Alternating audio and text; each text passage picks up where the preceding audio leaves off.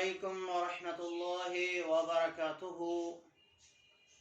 الحمد للہ وحدہ والصلاة والسلام علی من لا نبی بعد اما بعد۔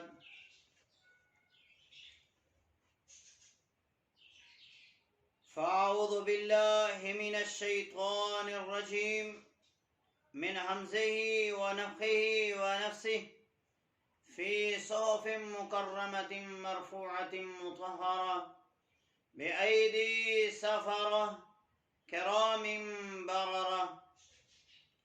قرآن مجید فرقان حمید کے ادب کے حوالے سے ہماری گفتگو جاری ہے۔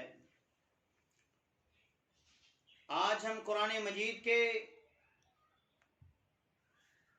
ادب کے حوالے سے بیان کریں گے جو اللہ تبارک و تعالی نے ان آیات مبارکات کے اندر ارشاد فرمایا۔ فی صحف مکرمہ، یہ معزز صحیفہ ہے، یہ معزز اوراق ہیں، مرفوعۃ مطہرہ، یہ بلندی والے ہیں، اونچائی والے ہیں، عزت والے ہیں، پاکیزہ ہیں، بِأَيْدِي سَفَرَةٍ، نیک لوگوں کے ہاتھ میں ہیں۔ تو اس آیہ مبارکہ میں قرآن مجید کو ہاتھ لگانے والے ہاتھ پاکیزہ ہاتھ ہونے چاہیے۔ قرآن مجید فرقان حمید کو جب رکھا جائے تو بلند جگہ پہ رکھا جائے، زمین پر یا نیچے اس کو حقارت کی نگاہ سے اس کو حقیر جانتے ہوئے نیچے نہیں رکھنا چاہیے۔ قرآن مجید کا یہ ادب ہے کہ اس کو بلند جگہ پہ رکھا جائے۔ نبی علیہ السلام نے منسوخ شدہ کتابوں کا ادب کر کے ہمیں یہ بات سکھلائی ہے۔ نبی علیہ السلام یہود کے ایک مدرسہ میں گئے، صحیح المسلم میں یہ حدیث ہے۔ نبی علیہ السلام یہود کے مدرسہ میں گئے کسی بات کا فیصلہ کرنے کے لیے، کسی جھگڑے کا فیصلہ کرنے کے لیے، تو نبی علیہ السلام نے فرمایا جو تمہاری تورات کے اندر ہے وہی ہمارے قرآن کے اندر ہے، ہم تورات کے مطابق ہی فیصلہ کریں گے۔ تورات کو لایا گیا تو نبی علیہ السلام نے اپنے پیچھے سے تکیہ نکالا اور اپنے آگے رکھا اور پھر تکیے کے اوپر تورات کو رکھا۔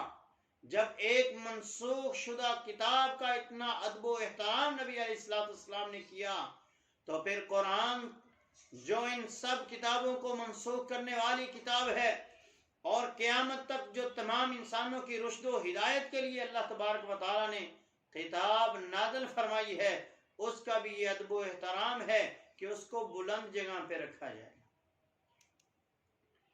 دوسرا ادب یہ بھی ہے کہ اس کو پاکیزہ ہاتھ چھوئیں۔ حالت جنابت کے اندر مرد ہو یا عورت ہو وہ قرآن کو چھو نہیں سکتے، قرآن کو ہاتھ نہیں لگا سکتے۔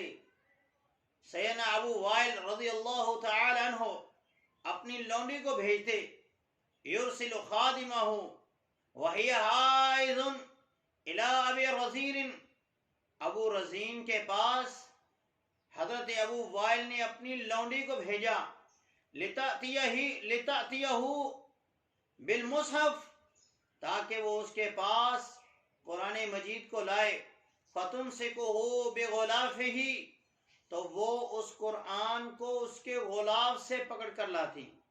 جب حالت جنابت کے اندر عورت کو کہہ دیا جائے یا مرد کو کہہ دیا جائے کہ قرآن پکڑایا جائے تو وہ اس وقت کسی کپڑے کے ساتھ یا کسی غلاف کے ساتھ غلاف سے پکڑ کر قرآن مجید پکڑائے۔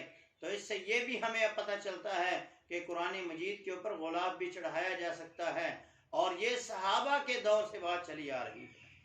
صحابہ کا اس بات پہ عمل مل رہا ہے کہ وہ اپنے قرآن اپنے مصحف کے اوپر غلاف چڑھا کے اس کو محفوظ کر کے رکھا کرتے تھے۔ تو قرآن مجید کو محفوظ کرنا، اس کی حفاظت کرنا، یہ بھی اس کا ادب ہے۔ اس کو اونچی جگہ پہ رکھنا، اس کو خوشبو لگانا اللہ تعالیٰ کا کلام ہے، یہ اللہ تعالیٰ کی صفت ہے، اور اس طرح اس کی حفاظت کرنا یہ قرآن مجید کا ادب ہے۔